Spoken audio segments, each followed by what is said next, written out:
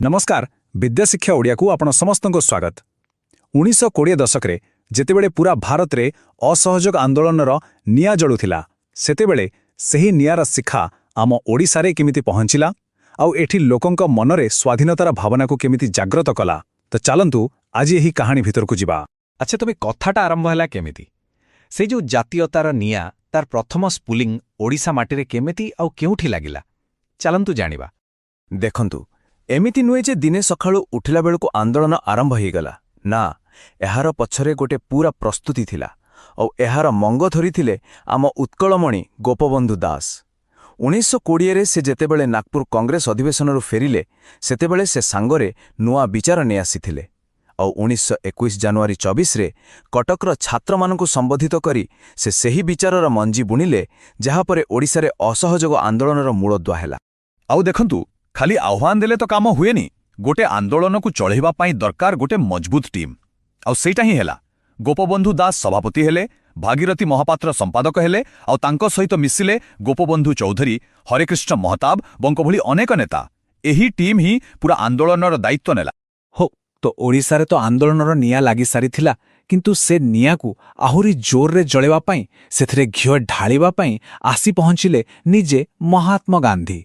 1921 मार्च मासटा ओडिसा इतिहास रे बहुत गुरुत्वपूर्ण कहीं ना सेतेबेले गांधीजी आसीथिले आउ तांकर ए गस्त कौन खाली बोलाबुली थिला आदौ नुहे।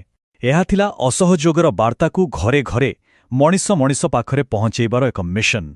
कटक, भद्रक, पुरी, ब्रह्मपुर सबुठी तांको कथा सुनिबाकू हजार हजार लोक एकाठी होथिले। आउ तांको कथार प्रभाव केते गभीर थिला जानिछंती। एई गोटिए घटनारू आपण बुझी पारिबे। आंदोलनटा आउ खाली राजनीति भितरे सीमित नथिला, एटा लोकंकर निजर लड़ाई हो जाइथिला। जेतेबेले रमादेवींक भली महिला माने आगो आसिले आउ तिलक स्वराज पांठी पाई निज देहरु सुना गहना काढ़ी दान करिदेले। भाभी पारुछंती से समयर दृश्य एहा थिला त्यागर एक अद्भुत उदाहरण। ताले गांधीजींक मूल कथाटा कौन थिला? बहुत सीधा सड़क कथा। से कहूथिले जदि इंग्रेज गोठू राजनीतिक स्वाधीनता चाहुच तेबे प्रथमे निज गोड़े निजे छिड़ा हेबाकू पड़िबो, माने आर्थिक भावे स्वाधीन होबाकू पड़िबो। आउ तार रास्ता कौन? स्वदेशी, निज देशर जिनिस व्यवहार कर, खदी पिंद, चरखारे सूता काट, एइटा ही थिला स्वराज पाइबार मंत्र। हाउ तेबे इत्ते जो जोश आउ प्रेरणा लोकंक भितरे आसिला ताकू नै आंदोलन आगुको बढ़िला केमिति? कौन थिला एहार एक्शन प्लान? एहार स्ट्राटेजी बा रणनीतिर दुईटा मुख्य भाग थिला। गोटे पटे थिला वर्जन, माने इंग्रेज मानकर सबु किछि को रिजेक्ट करिबा, तांक स्कूल, कॉलेज, कोर्ट, कचेरी एपरिकी तांक जिनिसपत्र। आउ अन्य पटे थिला गठन, माने निजर जातीय स्कूल तैयारी करिबा, स्वदेशी जिनिस को आपणाइबा आउ समाज भितरे एकता आनिबा। कल्पना करंतु से दृश्य। 1921 अगस्ट मास, पुरी आउ कटक सहरर रास्ता उपरे विदेशी कपड़ार पहाड़ आउ सेथिरे लगेई दियागला निया। से नियार धुआरे आकाश कला पड़ी जाइथला। एइटा खाली कपड़ा पोड़ा नथिला, एइटा थिला इंग्रेज मानकर अर्थनीति उपरे सीधा सड़क आक्रमण। आउ ए त्याग कौन खाली साधारण लोके करुथिले? ना, एही तालिका देखिले आपण बुझी पारिबे किपरि ओडिसार बुद्धिजीवी, शिक्षित एवं प्रतिष्ठित लोक माने देश पाई निजर सबु किछि को बाजी लगाई दैथिले। गोपबंधु चौधरींक भली उच्च पदस्थ अधिकारी चाकरी छाड़ीदेले।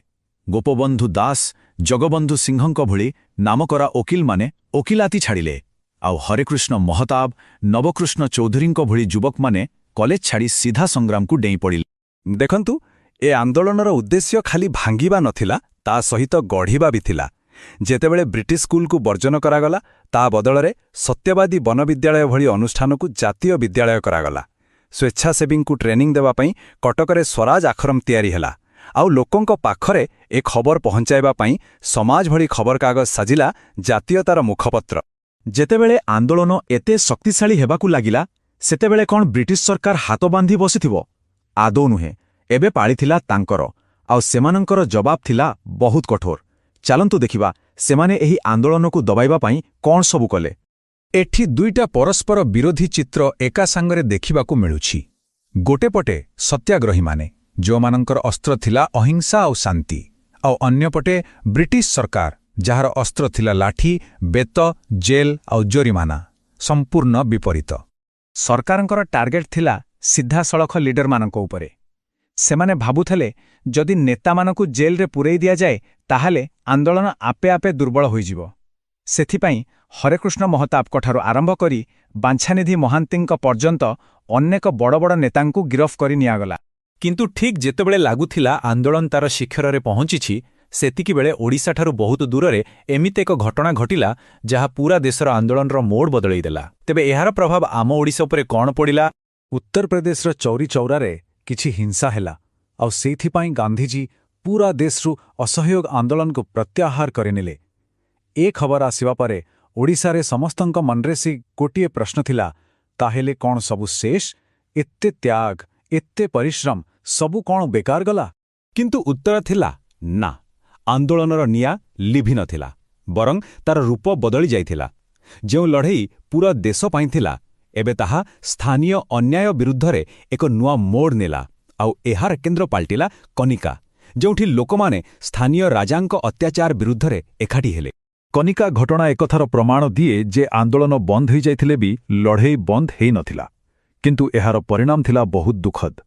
କନିକାର ରାଜା ଇଂରେଜମାନଙ୍କ ସାହାଯ୍ୟ ନେଇ ଏ ବିଦ୍ରୋହକୁ ଅତି ନିର୍ମମ ଭାବେ ଦମନ କଲେ। ଗୁଳିଚାଳନାରେ 2 ଜଣ ପ୍ରତିବାଦକାରୀଙ୍କର ମୃତ୍ୟୁ ହେଲା। ଆଉ ଯେତେବେଳେ ଏହି ଅତ୍ୟାଚାରର କଥା ସମାଜ ଖବରକାଗଜରେ ଛାପିଲେ, ସେତେବେଳେ ଗୋପବନ୍ଧୁ ଦାସ ଆଉ ଭାଗୀରଥୀ ମହାପାତ୍ରଙ୍କୁ ବି ଗିରଫ କରି ହଜାରିବାଗ ଜେଲ୍ ପଠାଇ ଦିଆଗଲା। ଅସହଯୋଗ ଆନ୍ଦୋଳନ ହୁଏତ ଅଧାରୁ ବନ୍ଦ ହୋଇଗଲା, କିନ୍ତୁ ଏହା ବିଫଳ ହୋଇନଥିଲା। ବରଂ ଏହା ଓଡ଼ିଶାର ଘରେ ଘରେ, ଗାଁ ଗାଁରେ ଜାତୀୟତାର ଯେଉଁ ମଞ୍ଜି ବୁଣି ଦେଇଥିଲା, ସେଇଥିରୁ ହିଁ ପରବର୍ତ୍ତୀ ସମୟର ସ୍ୱାଧୀନତା ସଂଗ୍ରାମର ବଡ଼ ଗଛ ତିଆରି ହୋଇଥିଲା। ଆଉ ପରବର୍ତ୍ତୀ ଭିଡିଓ ଦେଖିବାକୁ ଆମ ୟୁଟ୍ୟୁବ୍ ଚ୍ୟାନେଲ ବିଦ୍ୟା ଶିକ୍ଷା ଓଡ଼ିଆକୁ ସବସ୍କ୍ରାଇବ୍ କରନ୍ତୁ।